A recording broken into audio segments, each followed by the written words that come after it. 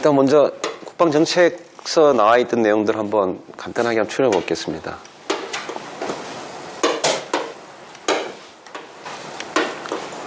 국방정책서 많이 들어보셨잖아요. 조직훈련 공부하시면은 국방정책에서 예비전력 관련된 뭐 이렇게 해서 정책을 입안하고 이렇게 나와 있잖아요.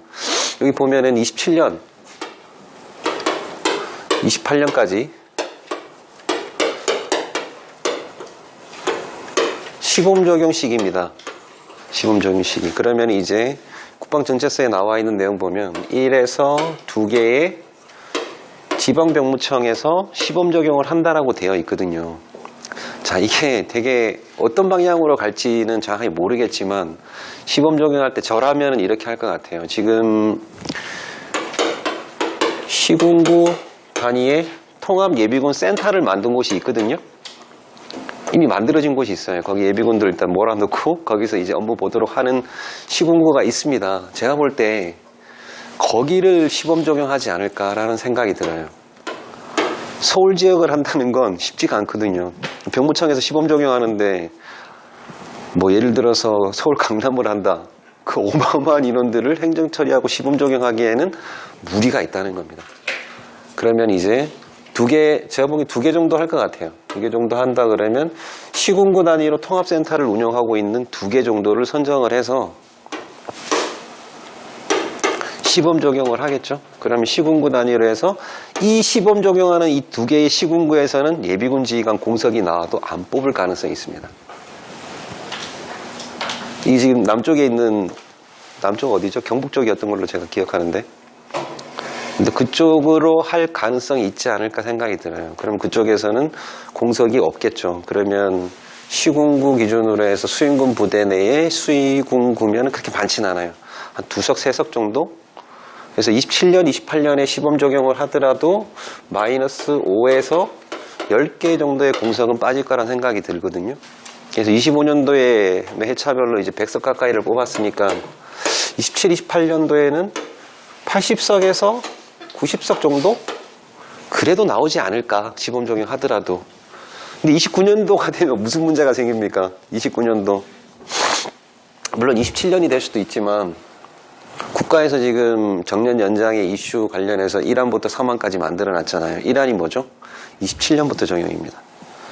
왜냐하면 12년도에 그 국민연금 관련해서 수령 시기를 27년부터 63세로 바뀝니다. 축차적으로 해서 32년도가 되면 65세 이제 수령 날짜로 바뀌거든요. 노령연금 받는 시기가. 그래서 27년을 지금 해달라고 노조라든가 많은 단체에서는 27년을 요구하고 있어요. 1안을. 근데 국가 입장에서 보면은 아무래도 재정적인 부담이 많기 때문에 26년도에 돈 많이 뿌려야 되잖아요. 지방선거도 있고. 그래서 조금 무리가 있어서 3안을 지금 많이 29년부터 하는 걸로 방향을 잡고 있어요. 지금 거의 80% 이상 확정이 됐다고는 하는데 마지막 20% 국민의 의견을 받는 부분에서 좀 마찰이 있는 것 같더라고요. 그래서 만약 어쨌든 가능성이 높은 건 29년이다. 그러면 29년도에는 공석이 없죠. 정년 연장되니까. 그렇다고 하더라도 아예 없지는 않을 겁니다. 나 그냥 퇴직할래. 왜냐하면 우리들은 특징이 뭐죠? 연금 받잖아요. 우리가 이제 국민연금을 공무원 연금 받는 거는 65세부터 받는 사람도 있고 63세부터 받는 사람도 있겠지만 거기 퇴직을 하게 되면 군인연금 받던 거는 바로 받게 돼 있기 때문에 내가 굳이 뭐 65세까지 할 가능성도 있겠네요. 할 가능성도 있겠네요. 어쨌든 그렇게 연장이 된다고 하더라도 1년 연장이기 때문에 어쨌든 29년도에는 공석이 없을 가능성이 꽤 높다. 그래서 제가 27년도 솔직히 잘 몰라요. 28년도 잘 몰라요. 그래서 여러분들한테 딱 해주고 싶은 얘기는 일단 올해 무조건 합격을 해라. 올해 무조건 합격을 해라. 저는 그거 외에는 답이 없다고. 그래 뭐 27년, 뭐 28년 그래 나 전역하고 3년 동안 하고 집에 돈도 많은데 여유있게 하지. 그러면은 모르겠습니다. 뭐 여유가 있으면 굳이 이 시험 보실 필요 있어요? 그렇게 여유가 있으면 이 시험 안 보면 되지. 그냥 일주일에 한 번씩 쿠팡 나가서 한 달에 100만 원만 버셔도 되잖아요. 솔직히 저도 학원 문 닫게 되면 쿠팡이 일주일에 한 2번만 나가서 돈 벌려고 합니다. 100만 원 정도 벌고 집사람도 저기 초등학교 이런데 급식 알바 뛰면은 100만 원 받으니까 둘이 합쳐서 200에 연금 받고 합치면 450 정도 되니까 저도 그 생각까지는 하거든요. 물론 이제 이때까지 모아놓은 게 있으니까 뭐 집을 사기 위해서 뭐 그럴 필요는 없으니까 그게 가능한 거죠. 어쨌든 그 정도로 지금 예비전력 관련해서는 방향성이 있고요. 그리고 육군본부에서도 이번에 그 임용교육 들어갔잖아요. 거기서 얘기를 했다더라고요. 그러니까 어떤 식으로 얘기했냐, 구체적으로 얘기하진 않았어요. 앞으로 예비전력과 관련된 업무가 대변혁이 있을 것입니다 라고 얘기를 하더라는 거죠. 그 대변혁 중에 하나가 이겁니다. 국방정책서에 나와 있는. 그러니까 이거는 군불 떼듯이 뭐 어쨌든 빌드업을 다 해놨잖아요. 국방부에서 뭐 최초에 동원훈련 1형, 2형 바꾸면서 이렇게 추진하려고 했다가 정권이 바뀌면서 국정감사나 그 국정 무슨 위원회 들어가서 그 의견을 했는데 예산 절감을 할 수 있다라는 그 의견. 그러니까 2,500명 정도의 5급 공무원을, 5급 군무원이죠.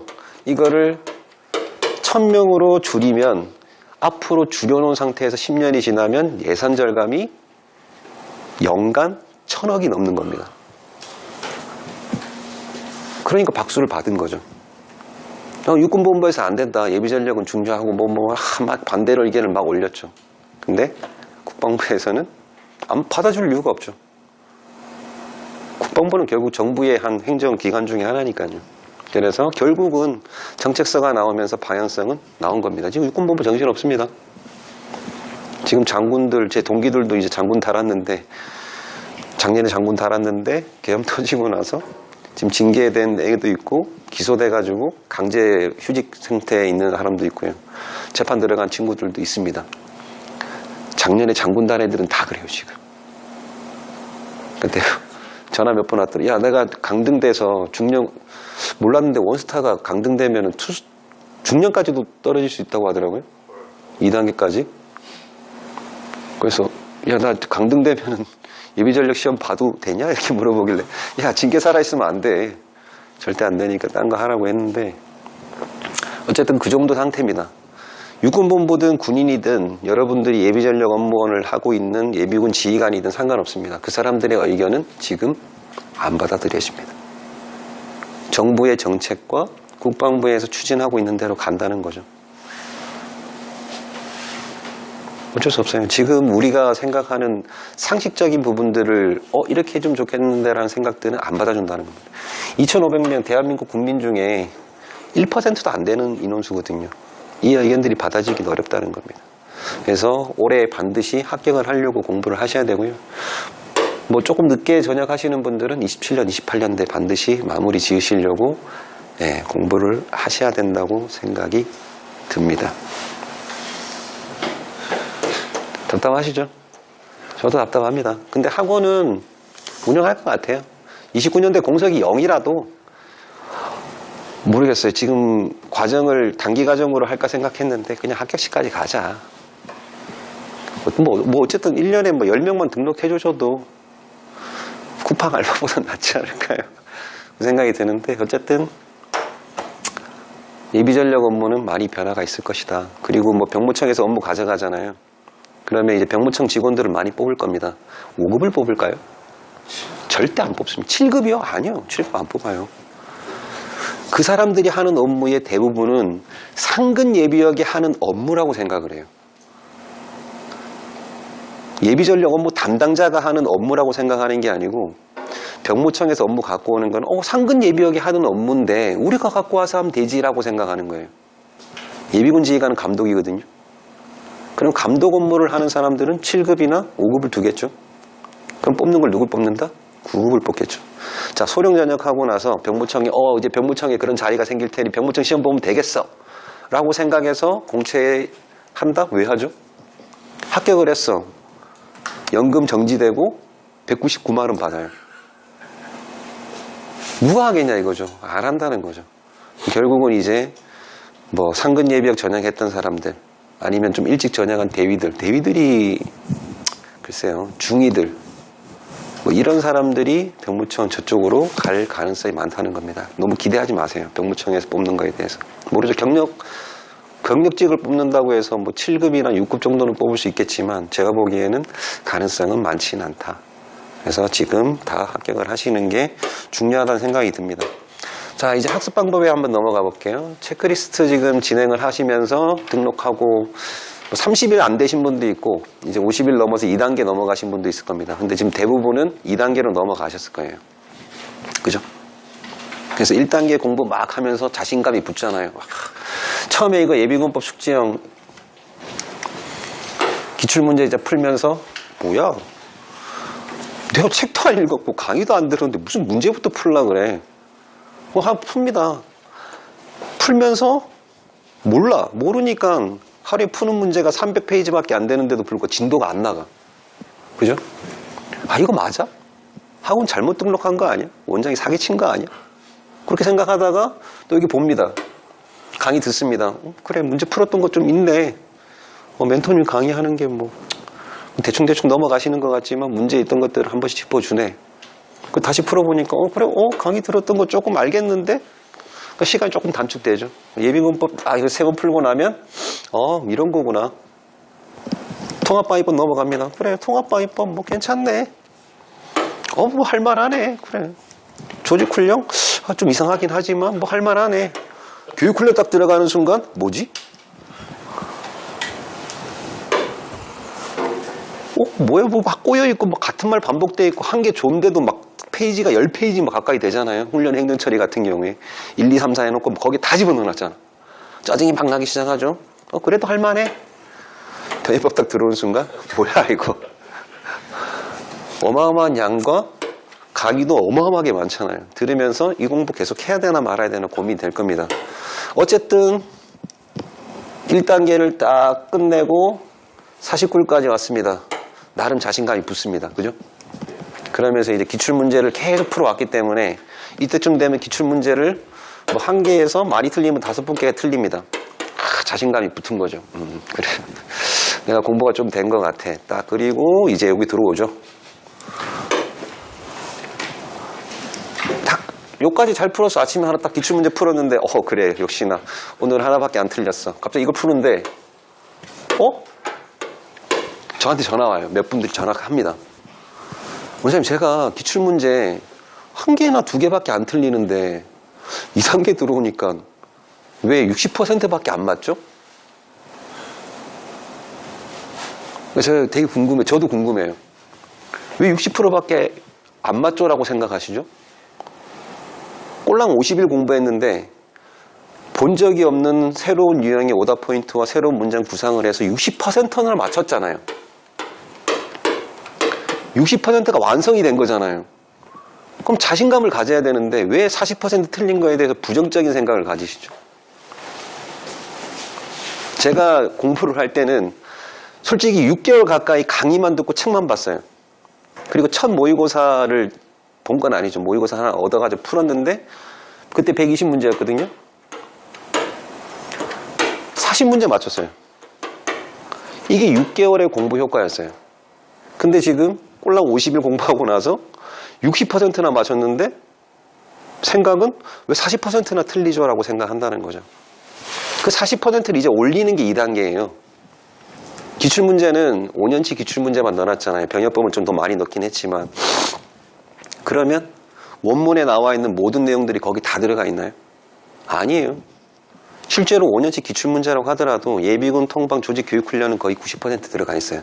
근데 병역법은 25%도 안 들어가 있어요. 나머지 75%는 본 적이 없는 문장이란 거예요. 그러면 책을 보게끔 하고 책을 다 숙지한 뒤에 문제를 풀겠으면 내가 80% 90% 나온 거 아닙니까? 라고 얘기할 수 있거든요. 얼마나 걸릴까요? 그 시간이 완성이 되려면 시간이 얼마나 걸릴까요? 아니요. 진짜 머리 좋으신 분들, 스캐너의 그런 뇌를 갖고 있는 분들 투피 딱 보고 다음 페이지 넘기면 분명히 본 건 한 2, 3분밖에 안 되는데 설명이 가능하고 다 외우신 분들, 그런 분들이 있어요. 예전에 이덕복 교수님 딸 있잖아요. 자제분이 그런 성격이에요. 법대에 들어가시고 로스쿨까지 들어가셨는데 딱 보면은 바로 그냥 스캔이 된대요. 그래서 서울대에서 4년 연속 장학금을 받은 그 정도 수준 되면은 왜 예비군 시험을 준비하세요? 딴 거 준비하지. 어쨌든 이렇게 60%가 됐으면 만족하시면 돼요. 지금부터 하실 게 뭐냐면 50일부터 이제 본격적으로 100일 들어가신 분들 대부분 여기 들어올 거거든요. 본격적으로 정독을 하는 겁니다. 원문 전체를 정독하는 게 2단계다.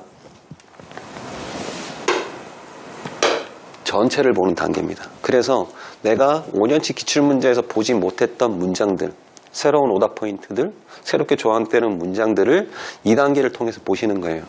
자, 중요한 건 뭐냐면 2단계 공부를 할 때 문제를 풀려고 하지 마세요. 문제를 풀려고 하시면 자괴감에 빠집니다. 정독을 하시려고 하셔야 돼요. 자, 예를 들어서 한번 볼게요. 띄워놨어요. 설명을 좀 잘 하기 위해서.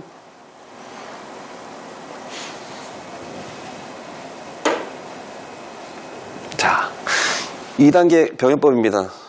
딱 보는 순간 다 봐죠, 그죠? 밑에 칸도 많고 페이지 숫자도 어마어마하게 많고. 잘 보셔야 될 거는 체크 페이지라고 되어 있는 요 페이지 체크라고 되어 있는 요 밑에 페이지 참고를 잘 보셔야 됩니다. 자, 문제 푸실 때 이렇게 푸실 거예요, 아마. 군간부 후보생 왜 안 나오지? 자, 다시 볼게요. 자, 군간부 후보생이란 장교, 잘 안 보이셔도 이해해 주십시오. 지금 화면을 크게 키면 글자가 안 써지니까. 부사관 병장 편입에 의해서 군사교육기관 또는 수련 기관 등에서 교육, 수련 등을 받고 있는 사람을 말한다. 자, 이거를 읽었습니다. 한 번에 딱 읽었습니다. 그럼 어떻게 해야 되죠? 체크하셔야 돼요.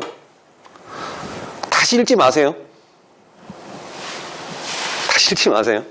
그리고 대체역이랑 대체역에 편입된 사람으로서 대체복무 관련 군부대 소집되어 공익분양하는 사람이다. 자, 틀리든 살든 상관없어요. 틀린 거지만 맞다라고 체크할게요.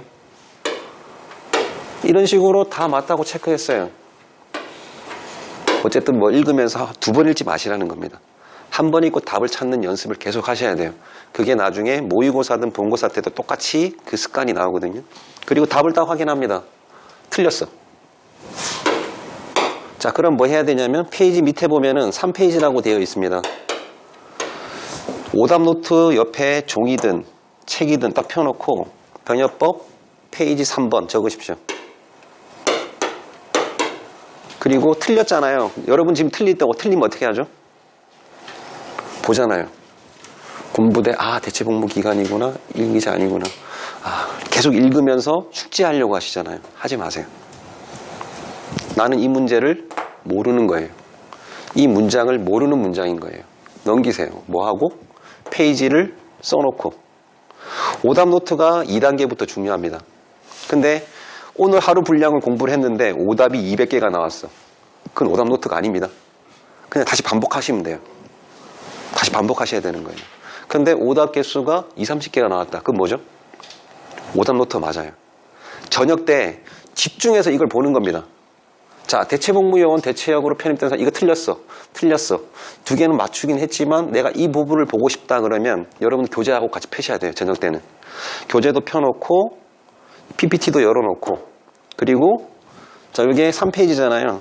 PPT에서 내가 키보드를 열어놓고 3번 누르고 엔터 누르면 이 페이지로 넘어갑니다. 자, 5페이지 한번 넘어가 볼게요. 5번 누르고 엔터 누르면 5페이지로 넘어가거든요.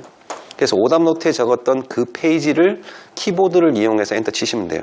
자, 근데 아이패드는 이 기능이 안 돼요. 그래서 제가 아이패드를 추천 안 하는 겁니다. 뭐 되는 방법이 있는지 모르겠어요. 되는 방법이 있으면 그거 좀 꿀팁 게시판에다 좀 올려주십시오.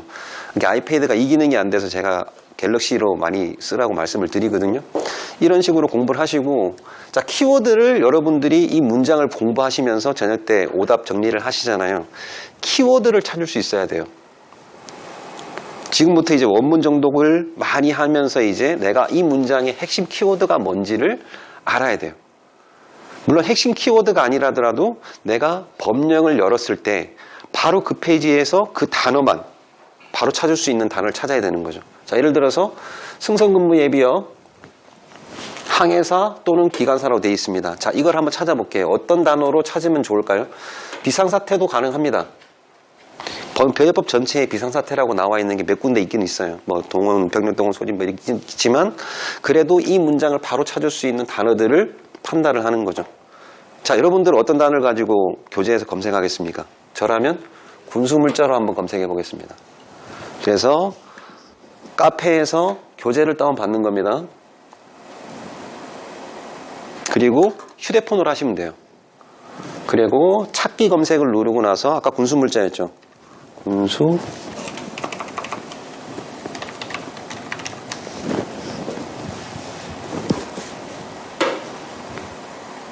바로 찾았네요.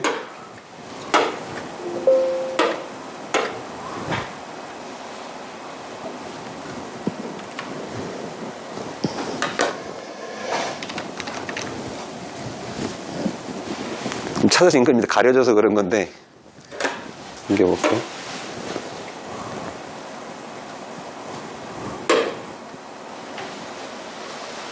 아, 여기 표시 안 보이시죠? 여기 녹색으로 칸막이 쳐져 있거든요. 이렇게 바로 찾아져요. 그리고 나서 밑에 뭘 봐야 됩니까? 페이지 번호. 교재 페이지 번호를 보고 내가 그 교재 페이지를 피는 거죠. 3페이지. 그리고 나서 해당 문제에서 나왔던 것들을 비교하면서 체크를 하는 거죠. 이해 가시죠? 교재를 이렇게 찾으셔야 돼요. 오답 정리할 때. 특히 오답 정리할 때 정독을 병행하면서 하게 되면 이번 주에 내가 오늘 전에 이거 했잖아요. 다음 주 사이클 돌 때는 이 문제는 안 틀리게끔 저녁 때 완성을 하는 겁니다. 그리고 여러분들 쓰시는 것 중에 물론 쓰시는 분도 있고 안 쓰시는 분도 있을 겁니다. 가로교재 요거 알고 계시죠? 자, 가로교재도 마찬가지 활용을 하십니다. 자, 요거는 여러분들한테 모든 권한이 다 들어가 있어요. 물론 글자도 쓸 수 있습니다.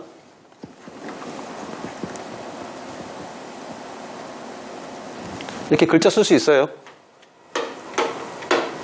근데 이 가로교재를 보실 때는 글자를 쓰는 게 아니고 가급적이면 눈으로만 보십시오. 눈으로만 보고 내가 생각하는 설적 편덕이 맞다 그러면 클릭하면 없어져요. 내가 추가로 가로를 넣고 싶다. 그러면 요거를 복사하세요. 컨트롤 누르고 키보드 누르면 이렇게 복사가 되거든요.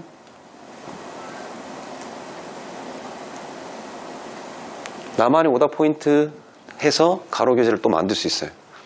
또 하나 또 팁을 드리면, 자, 내가 가로 교재를 보는데 솔직히 이거 첫 페이지 이거 가로 볼 필요 있나요? 이거 뭘로 가려놔도 내가 문제 푸는데 다 나오는 것도 오답 포인트 다 나오잖아요. 볼 필요 있어요? 볼 필요 없어요. 이거 볼 필요 있나요? 이것도 다 알잖아요. 날날팔 뭐 다 알잖아요. 비트필 대령 뭐 다 알잖아요. 배법 65조, 63조의 1항 뭐 이거 다 알잖아. 예비군 지원? 글쎄 위에 거는 필요 없고 밑에 거는 봐야 되겠죠, 그죠? 그러면 저라면 이렇게 할 것 같아요. 예를 들면 위에 거 다 필요 없어. 지우고 새 파일 하나 만듭니다. 양식은 디자인에 들어가서 A4지로 만들어주고요.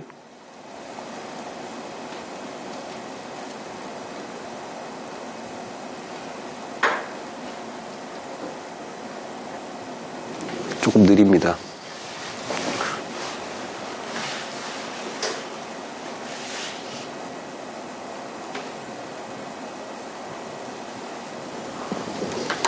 가로교재 내가 공부하고 싶은 페이지만 복사해서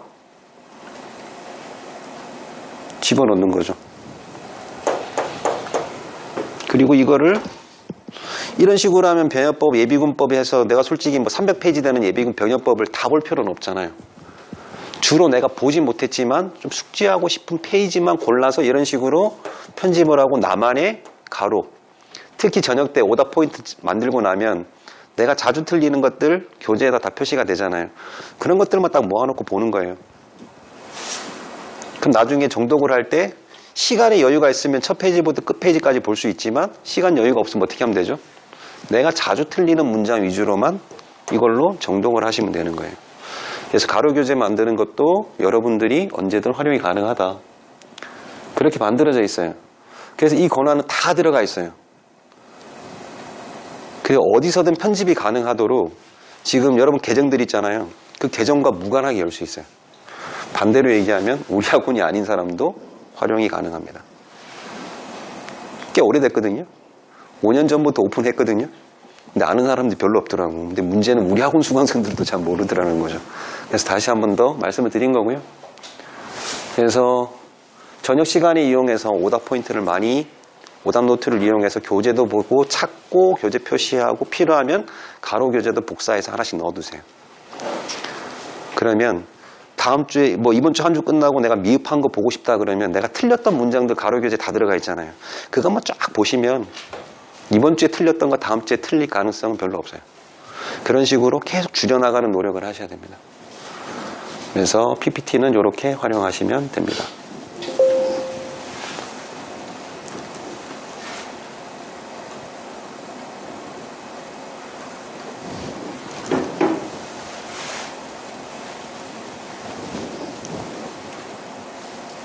네. 그래서 2단계부터는 먼저 이제 1단계 때 했던 거하고 동일하게 똑같이 숙지형 파일이 있어요. 숙지형. 8일 간격으로 도는 사이클 이전에 숙지형으로 과목별로 먼저 쭉 숙달을 하고 전체적인 과목이 다 끝나는 시기가 70일입니다. 배열법 같은 게 몰아서 할 수 있도록 이렇게 만들어져 있거든요. 요거까지 다 완성하시고 나면 본격적인 사이클은 요때부터입니다. 71일부터.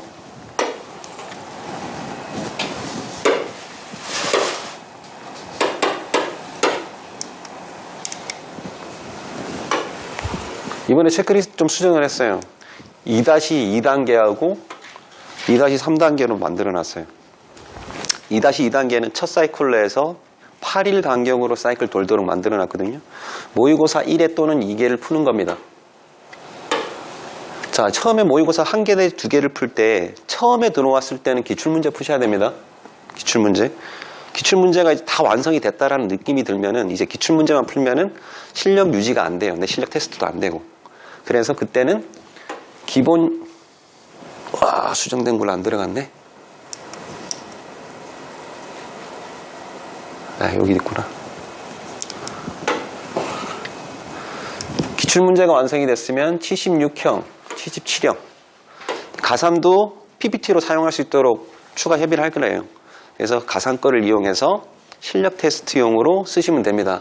어쨌든 하루에 1개 내지 2개의 모의고사를 풀고요. 자, 100일 문제, 100문제형으로 1일차를 푸는데 예, 통, 조, 교 4과목에 대해서 파일 들어간 거를 하나 푸시는 겁니다. 하루치. 그리고 변형법 1일치 푸는 겁니다. 여기서는 좀 부담이 없어요. 부담은 없지만 힘들겠죠. 부담은 없지만 힘듭니다. 그렇게 하고 나서 정독을 병행하는 겁니다. 자, 예통조교 끝나고 나면 예비군법 정독을 하세요. 그리고 병역법 1일차 끝나면은 그 병역법 1일차 분량만큼을 정독을 하는 겁니다. 한번 해보세요. 8일 동안. 이런 방식으로 해서 77일까지 정독과 문제풀이를 병행하면서 가시는 겁니다. 자, 해보시면 많이 힘드실 거예요. 원장님 문제도 다 안 풀었는데 정독 어떻게 하죠? 문제 안 풀었으면 문제 푸는 시간을 잘못 쓰시는 거예요. 왜? 아까 보여드린 것처럼 풀고 틀리면 외우려고 하니까 시간이 부족한 거거든요. 언제 해야 되죠? 저녁 때. 오답 노트를 이용해서 내가 모르는 걸 집중적으로 공부하셔야 돼요. 100문제 중에서 내가 2번 문제에서 딱 틀려가지고 걸렸습니다. 그래서 이거를 숙지하고 넘어가려고 한 5, 6분을 써요. 그럼 3번 문제는 이 습관이 그대로 남아가지고 이 쉬운 문장도 똑같이 3, 4분을 써버리는 겁니다. 근데 이 현상이 언제 발생하냐면 본고사 때 똑같이 발생해요. 1번부터 잘 풀고 가다가 4번에 문제 딱 걸렸어. 그럼 이 답을 맞추고 싶어하는 욕심이 생겨요. 안 넘어가는 거야. 한 3분 정도 쓰잖아요. 5번은 엄청 쉬운 문제인데 답을 딱 찾았는데도 불구하고 자신을 못 믿어. 왜? 이 3번 문제 때문에. 그래서 다시 보고 2번 읽고 3번 읽고 답이 맞는 것 같아. 넘어가고 쭉 넘어가. 나중에 시간이 부족해서 나중에는 한 번 읽고 대충 찍고 넘어가요. 그 습관이 그렇게 만들어지는 겁니다. 그래서 공부를 하실 때 과감하게 넘어가세요. 그리고 오답 노트에다 넘기세요. 그래야지 하루에 푸는 분량들을 다 끝낼 수가 있어요. 솔직히 문제 얼마 안 됩니다. 320문제 정도밖에 안 됩니다. 320문제면 몇 시간이면 끝나죠? 몇 시간이면 끝납니까? 시간 네. 10시간 걸리겠어요. 320문제가 10시간이 걸린다고요? 10시간이 걸리는 이유는 틀린 거를 계속 되씹어서 그래요. 오답 노트로 넘겨버리면 시간이 금방금방 아니지 시간을 줄일 수가 있거든요. 오답 노트로 넘기는 습관이 안 돼서 그래요. 자, 멘토님 과거에 300문제 공부하시면 몇 시간 걸렸죠? 오래돼서 까먹으셨나요? 아침에 8시 시작했다면 오후 2, 3시면 끝나요. 오후 2, 3시면 끝나는 분량입니다. 근데 이거를 저녁 10시까지 하고 계시다는 거죠. 그 이유가 뭐죠? 오답 정리를 안 해서 그래요.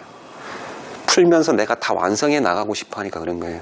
320문제 중에서 내가 실제로 틀리는 건 3, 40문제밖에 안 된다고 가정을 했을 때 3, 40문제를 내가 어쨌든 16시까지 끝내고 나서 책도 보고 오답 3, 40문제를 한 3, 4번 풀어보시는 게 더 낫다는 거예요.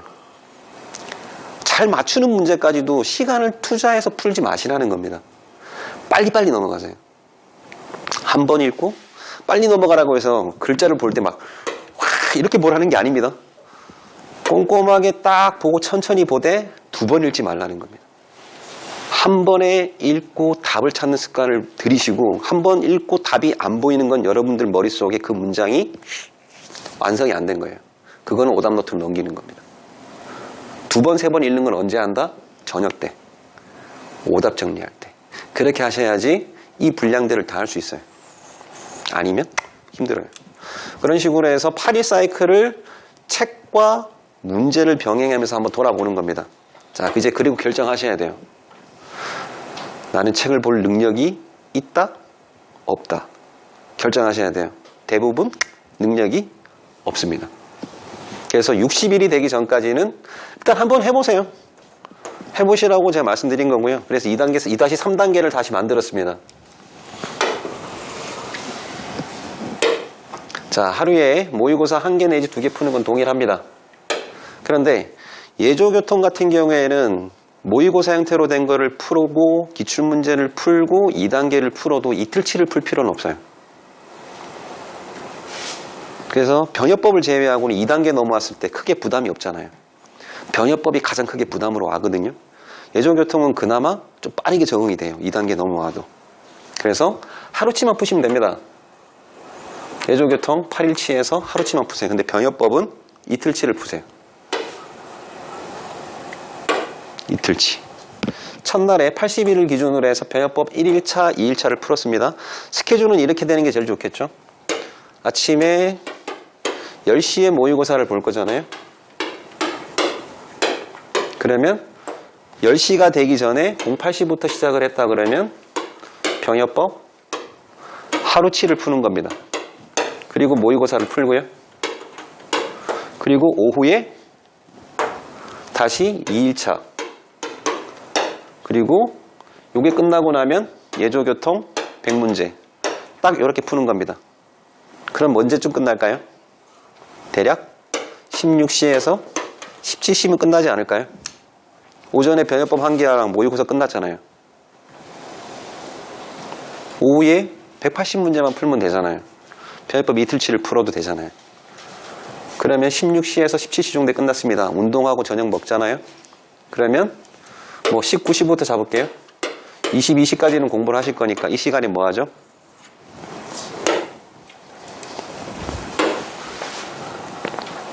오답 노트하고 교재 펴놓고 아까 알려드린 교재 파일 열어놓고 내가 틀렸던 문제에 집중하는 시간 3번, 4번 읽어도 좋은 그 시간을 여기다 투자하는 겁니다. 이번 주 오늘 공부를 80일자 공부를 했을 때 60문제가 나왔어요. 그러면 이제 강박관념이 생기죠. 60문제를 오늘 저녁에 다 봐야 되라는 생기잖아요.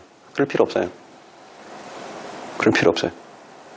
60문제 중에서 30문제만이라도 완성을 해 나가십시오. 그 30문제는 언제 완성하면 되죠? 다음 주에 완성하면 돼요. 30문제는 책을 열어보고 다 꼼꼼하게 봤어요. 근데 나머지 30문제는 내가 시간이 없잖아요. 그럼 어떻게 하면 되죠? 슬라이드쇼에서 답을 열어놓고 정독하세요. 시간이 부족하다 그러면. 모든 컨텐츠에 그런 기능들이 다 있는데도 불구하고 안 쓰세요.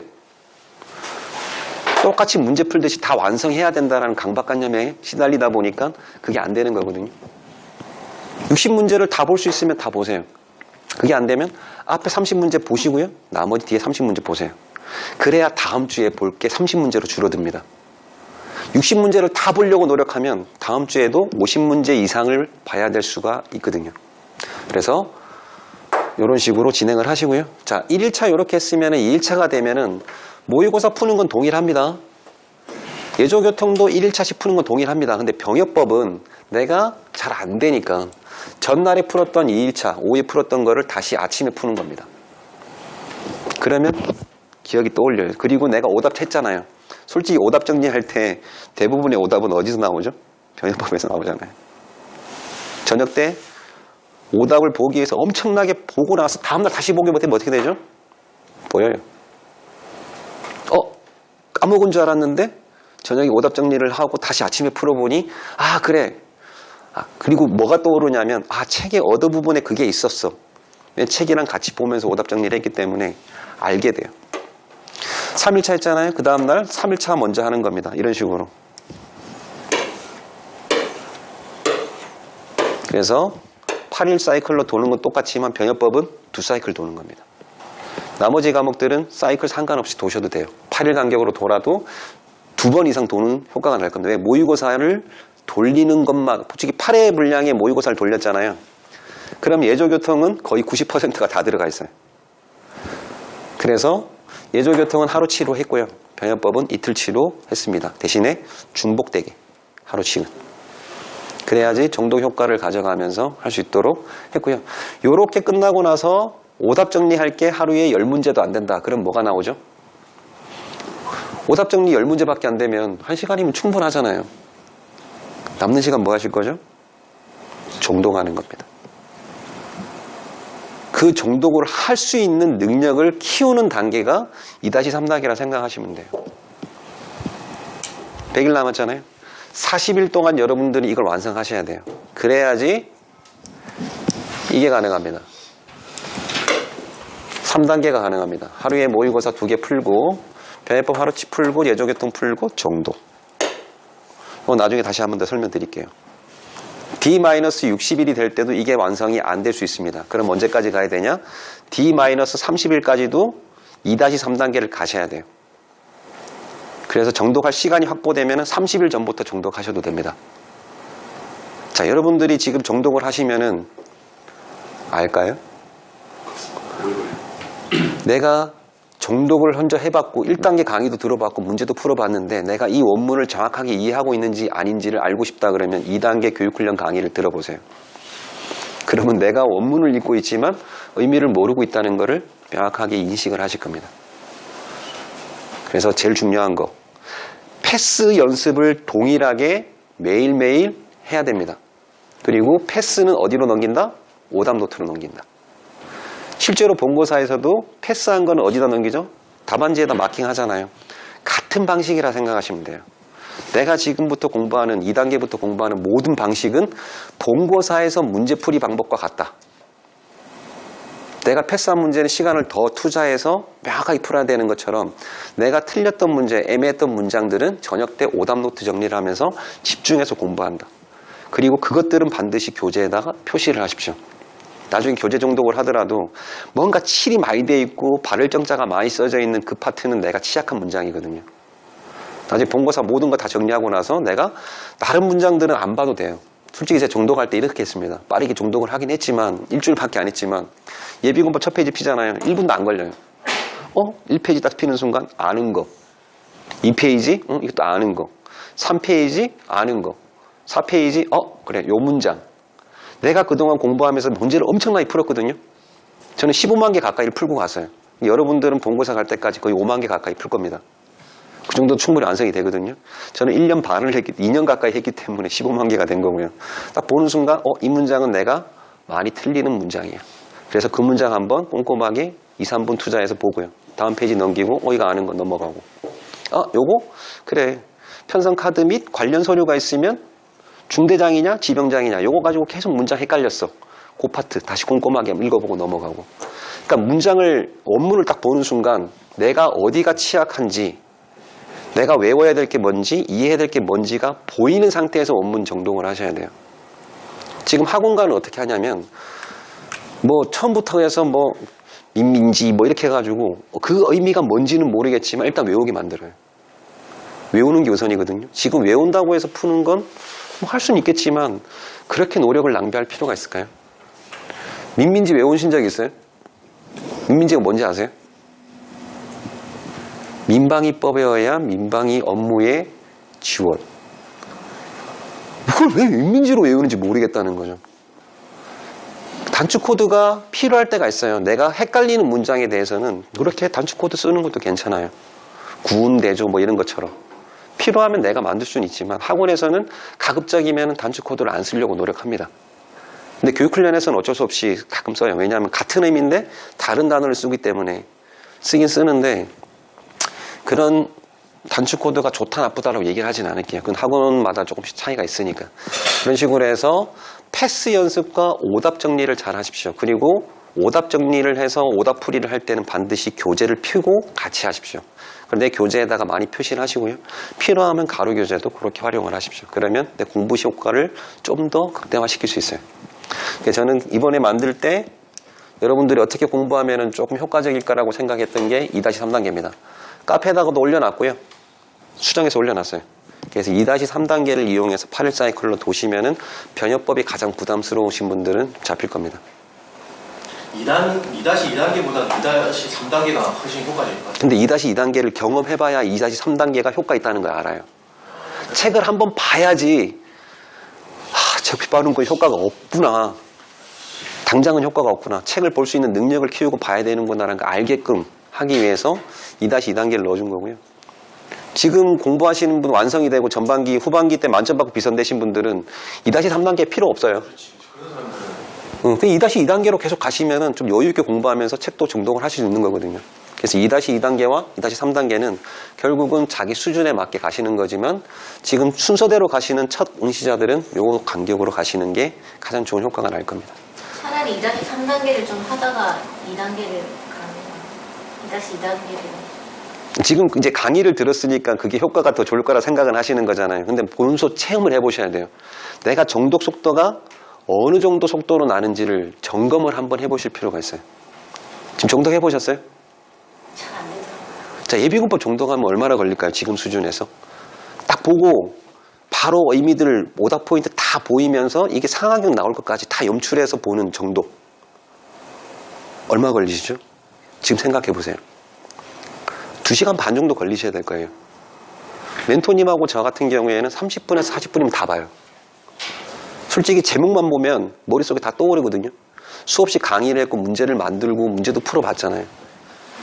그 레벨이 돼야 돼요. 네. 힘드시겠지만 이렇게 하시면 될 것 같습니다. 저는 그렇게 믿어왔고요. 이때까지 학원 운영하면서 그 학원은 문제 푸는 학원이야 라고 얘기하는데 아니에요. 우리 문제 푸는 학원 아닙니다. 문제로 정독하는 학원이에요. 여러분들이 책을 가지고만 정독을 한다 그러면 얼마나 효과를 볼까요? 자, 전국 학원에 과거에 20개 학원이 있었습니다. 근데 지금은 대부분 폐업했어요. 폐원하고 이제 몇 개 안 남았어요. 저기 서울 쪽에 S, R, 그리고 K. 남쪽으로 내려와서 저기 저쪽에 S. 그리고 여기 우리 학원. 북쪽에 하나 더 있구나. M. 그리고 남쪽에 K. 지금 거의 7개 학원이 정도가 주력이고요. 나머지는 다 폐업했습니다. 다 폐업했고요. 특징들이 다 있습니다. 학원들 특징이. 여기가 문제 난이도가 극악입니다. 지금도 그런지 모르겠어요. 여기가 극악이에요. 저는 이 문제를 만점 받은 적이 한 번도 없습니다. 그 다음 문제 극악이 여기라고 생각들어요. 두 학원의 특징은 원문을 완전히 숙지하셔야 돼요. 그 원문을, 모든 원문을 외우기 위해서 이 학원 같은 경우에는 560개인가의 그 단추 코드를 만들어서 단추 코드만 다 외우면 책을 처음부터 끝까지 쓸 수 있게끔 만들어줘요. 책을 들이파야 된다는 얘기죠. 자, 여기는 그나마 이제 문제도 거의 많이 있어요. 컨텐츠도 많이 있고 하고, 여기도 문제가 많이 있어요. 그런데 나머지 학원들은 교재 7에서 8의 모의고사 끝. 제공되는 학습 자료는 이게 끝입니다. 내가 더 많은 모의고사를 풀고 문제 형태를 풀고 싶어도 풀 수가 없어요. 안 주니까. 과거에 당산이라는 학원이 있었습니다. 제가 2, 3년 전에만 하더라도 멘토님도 아마 제가 추천을 했을 겁니다. 전국 학원에 이 학원들 있잖아요. 문제 추천 안 해요. 왜냐하면 여기에 다니시고 같이 다니신 분들이 저한테 이제 질문을 하시는 그 문제들 보면 좀 아니더라고요. 개념이 아니더라고요. 그리고 너무 지엽적인 문제들도 좀 있더라고요. 근데 여기는 안 그랬어요. 여기는 문제가 러프예요. 본고사 난이도에 가장 근접해요. 솔직히 여기들은 다 난이도가 높아요. 근데 여기만 난이도가 평준하거나 약간 낮게.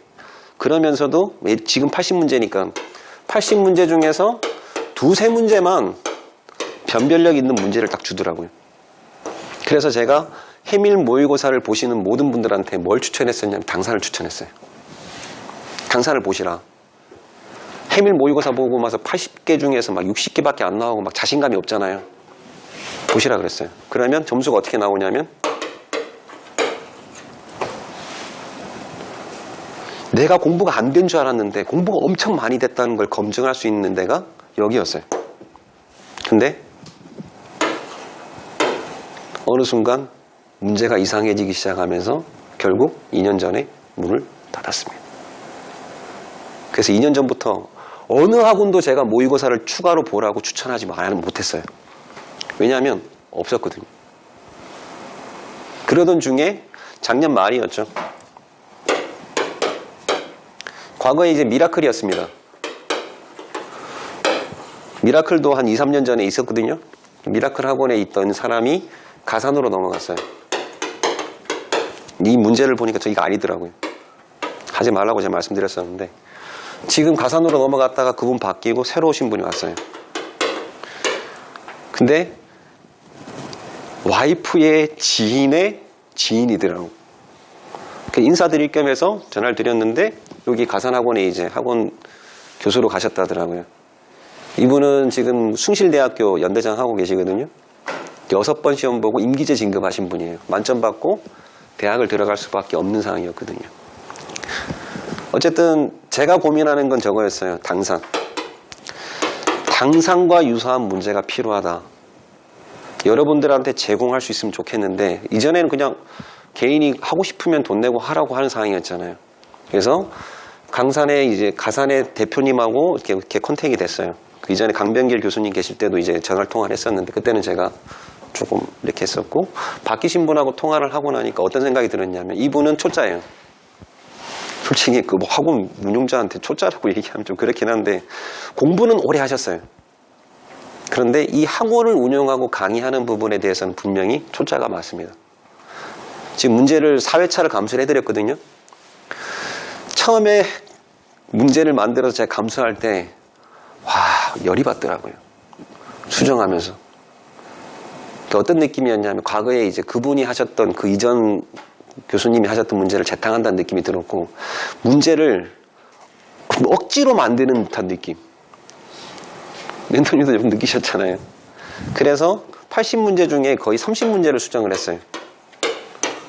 지금 여러분 들어가 있는 5회차 배부해드린 거 있잖아요. 30문제를 수정하고 다시 멘토님 검토했을 때도 20문제 가까이가 또 수정이 됐어요. 문제 난이도가 어렵다 싶다가 문제가 아니고 문제가 어지럽다예요. 어떤 형태였죠? 아래 내용 중에서 옳지 않은 것이 포함된 것은 또 답이 3개야. 근데 본인은 답은 한 개만 해놓는 것들. 가로도 예를 들어서 뭐 법 몇 조의 몇 항에 따라 뭐 하는 경우에는 기가 조치한다는데 거기 앞에 조항을 가로를 넣어가지고 문제를 만들어놨어. 그거 어떻게 풀어?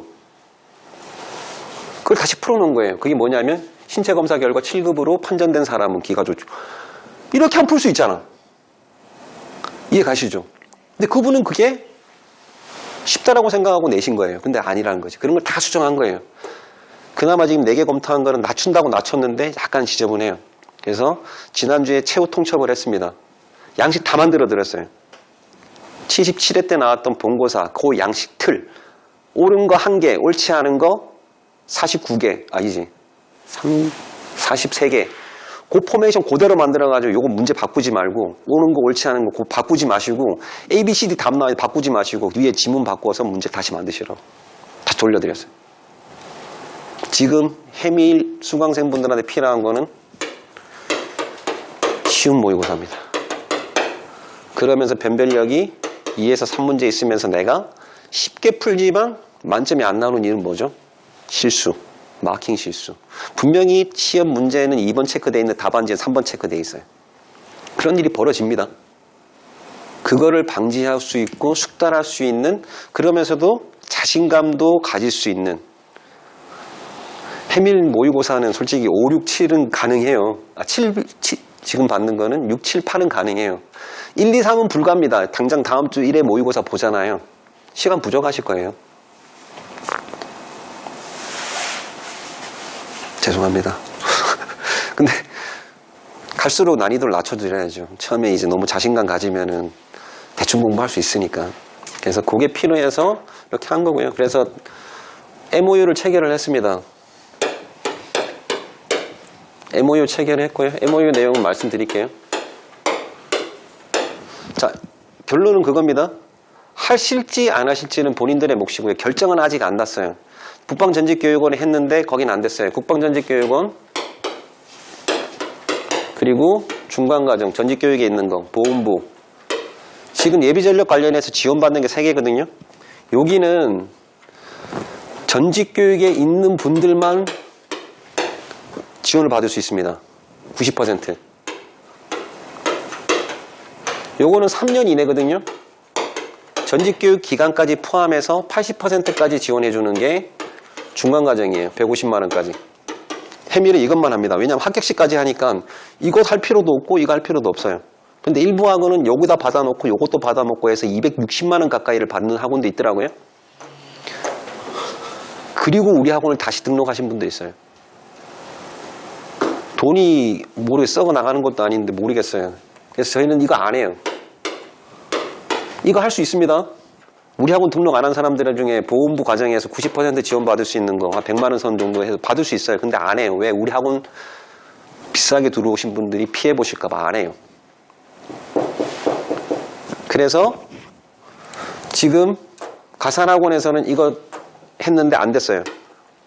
근데 전직교육원에서 하는 요거는 뭐가 필수냐면 오프라인 수업이 필수입니다. 반드시 출석 수업을 하셔야 돼요. 그래야지 출석 수업 80% 이상인가 해야만은 90%를 지원받을 수 있거든요. 근데 이건 아니에요. 출석 수업이든 지금 우리 원격으로 하시든 어쨌든 그 기간 하시고 그 교육수리 어차피 지금 합격하려고 다 하고 있잖아요. 중간에 취소하신 분들 말고는. 그렇게 해밀하고 동일하게 과정을 거치면 90% 지원이 됩니다. 그래서 MOU를 체결하면서 지금 이제 이번 달 다음 주에 입찰 하신다고 하더라고요. 되면은, 안 되면 어쩔 수 없고요. 안 되면은 지금 PPT만 만들어서 오픈할 겁니다. 그건 아직 최종 협상은 안 됐는데 어쨌든 우리가 감수를 해주고 있으니 감수 비용을 안 받고 있으니까 우리 수강생들이 PPT로라도 풀 수 하게 돼서 출력물은 주지 않겠다. PPT로라도 풀 수 있게끔 그렇게 협의를 할 생각입니다. 되면은 PPT로 풀 수밖에 없고요. 왜냐하면 가산의 지적재산이기 때문에 출력물을 제가 임의로 출력할 수는 없거든요. 그래서 되고 나면 해밀에서 등록하신 분들은 그 가산 대표님이 얘기하시더라고요. 10%를 드리겠다고.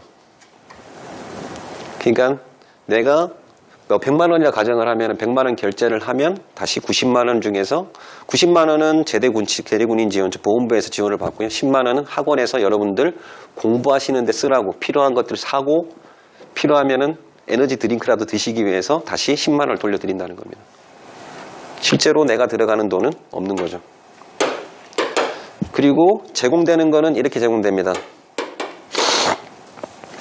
우리 학원의 컨텐츠를 다 드릴 수는 없었기 때문에 77형 1회에서 7회 지금 78형을 드릴 수는 없어요. 77형의 모의고사 7회분 7회차까지 요거를 제공을 하고요. 가산해서 1에서 8회 모의고사 요거는 원장하고 멘토님이 감수를 다 합니다. 난이도를 최대한 낮춰서 당상과 같은 느낌이 나는 모의고사를 만들게 하기 위해서 제가 필요한 건 이거거든요. 제가 필요한 게 아니고 여러분들한테 필요하다고 제가 결론을 내린 거거든요. 당산같이 만들어주는 데가 아니고 당산처럼 만들고 있는 과정인 겁니다. 솔직히 이거 안 해도 돼요. 안 해도 돼요. 근데 이렇게 결심한 이유가 뭘까요? 국방 정책이 바뀌기 때문에 저는 무조건 여러분들 올해 중에 끝내게 하고 싶어요. 솔직히 작년 후반기 합격하신 12명은 비싼 돈 주고 다른 학원 모의고사를 내셨습니다. 그래서 저한테 뭐라 그러냐면 원장님 저 이름 빼주시면 안 됩니까? 왜요? 자 여기도 등록을 해서 모의고사를 봤는데 이름이 나오면 거기 학원에서 서운해할 거 아니 그게 뭐고 서운해? 저거 안 서운해요. 하셔도 돼요. 자기 돈 내고 하는 건데 그걸 뭐 미안해. 내가 여기서 짜장면 먹고 와서 여기서 라면 먹었다고 해서 둘 다 좋은 거지. 그게 무슨 걱정이고 그게 눈치 보이고 그래요. 왜 학원에 눈치를 보시죠? 여러분들이 소비자고 갑인데 그런 눈치 보지만 않아도 됩니다. 어쨌든 여러분들한테 금전적 부담이 없는 상태에서 할 수 있게끔 하기 위해서 가산을 한 거지 여러분들이 생각처럼 해서 내가 할 필요 있어 이런 생각을 하라고 말씀드린 건 아닙니다. 하셔도 되고 안 하셔도 됩니다. 근데 생각 없음이라고 체크하셨는데 PPT 올리면 푸실 거잖아요. 그죠? 그래서 그 PPT를 하든 아니면 여기서 출력물을 지원받든 그 문제의 퀄리티가 좋아야 된다는 겁니다. 그래야 여러분들이 78위 시험 볼 때 효과를 보는 거니까요. 참고로 출석 수업 안 하셔도 돼요. 거기서도 똑같이 컨텐츠 올려놓고 동영상 이제 해설지하고 다 올리고요. 내가 서울에 계신 분들이 여기 학원까지 오시기 힘드신 분들 있잖아요. 현장에서 시험 보는 거를 경험해보고 싶다 그러면 가산 디지털 학원에서 그 시험 모의고사 보는 날 가서 보시면 됩니다. 그리고 이제 앞으로는 좀 더 이제 좀 나아가서 어떻게 될지 모르겠지만 필요하면 1단계 강의를 멘토님이 다 전담해서 하는 걸로 하고 그러면 멘토님이 여기서 1단계 강의를 안 하셔도 돼요. 안양에서 그쪽이 가깝잖아요. 거기서 1단계 강의를 하고 2단계 강의는 각자 하고 이런 것까지 생각하고 요건 아직 협의된 상황이 아니기 때문에 그런 것까지도 검토하고 있는 중입니다. 어쨌든 만약에 국방정책이 이렇게 안 바뀌었으면 전혀 고민 안 했을 거예요. 왜냐하면 우리 학원에 등록할 사람들이 수가 줄어들 수도 있는 상황인데 이런 리스크를 가진다? 필요 없어요. 합격을 많이 시키는 게 중요하기 때문에 이런 결정을 한 겁니다. 그래서 투표하신 분들 괜찮습니다. 그건 의향을 묻는 거지 거기 하라는 건 아닙니다. 아 그리고 한 가지 빼먹었네. 보험부 과정은 현역은 안 됩니다. 현역은 안 됩니다. 현역 내가 가산 등록하고 싶다고 해서 등록 못합니다. 그분들은 그냥 PPT로 푸셔야 됩니다. 대신에 불합격하시면 후반기엔 풀 수 있습니다. 그냥 PPT로 만족하시고 넘어가시고 다만 이제 예비역이신 분들 지금 현재 작년 12월까지 해서 전역하시고 되신 분들 그리고 3월까지 전역하신 분들도 가능할 거예요. 왜냐하면 4월까지 교육과정이 되어 있으면 예비역 신분으로 바뀌니까 그분들까지도 등록은 가능할 겁니다.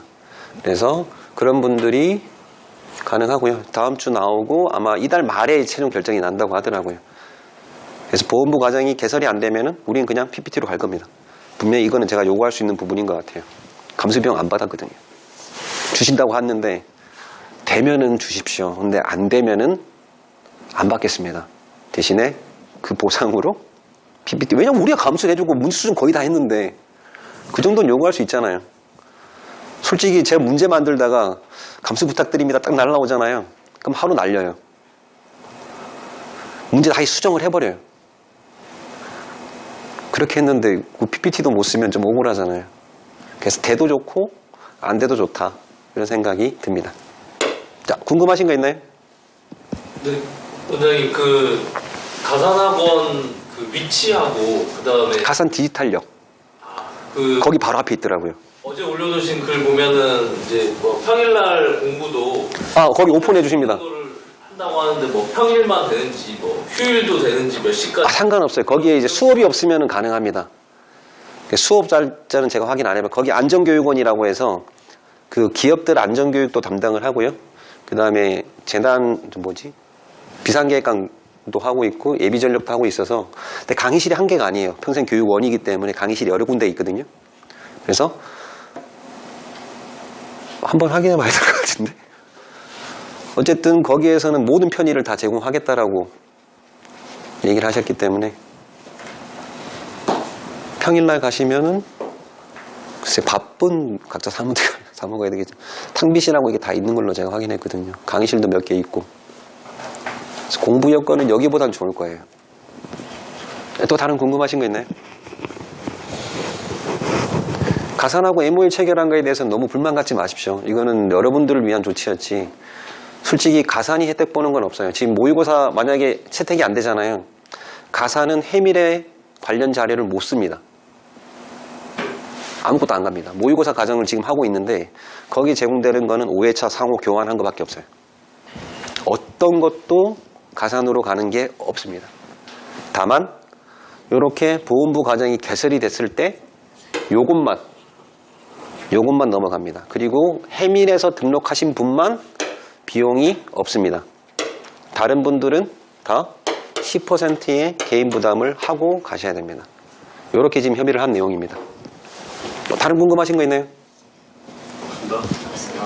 가산을 홍보하는 거 아닙니다. 오해하지 마십시오. 가산을 홍보할 수 있는지 없는지는 올 78회 모든 모의고사를 다 검토를 해보고 이 정도 난이도면 필요하다 결정이 됐을 때 되는 거고요. 그리고 MOU 때 분명히 해놨습니다. 상호 협의해서 취소할 수 있다. MOU 취소할 수 있다 해놨어요. 모의고사가 마음에 안 들면 계속 갈 생각 없습니다. 모의고사가 가장 중요하다고 생각을 하거든요. 자, 여기까지입니다. 간만에 단상에 서니까, 아니 간만이 올해 처음 섰네요. 처음 서니까 조금 당황스럽긴 했는데 어쨌든 이번 주 지금 멘토님이 그 강의하는 시간이 생각보다 많이 잡아먹고 있거든요. 그러니까 작년에는 그 병역법 교육훈련 개정이 되면서 교육훈련을 빼고 바로 2단계 넘어왔기 때문에 제가 시간을 좀 많이 확보했었는데 아마 2단계 강의 들어가면 평일 강의를 한 2, 3회 정도 추가를 할 겁니다. 감안하셔가지고 1단계 아직 안 끝났으니까 여유있게 공부하자 이런 생각 가지시면 안 됩니다. 예전 같았으면 다음 주부터 2단계였습니다. 그래서 2단계 들어갔다 생각하시고 100일 전 학습 방법 요거 잘 참고해서 공부하시면 될 것 같습니다.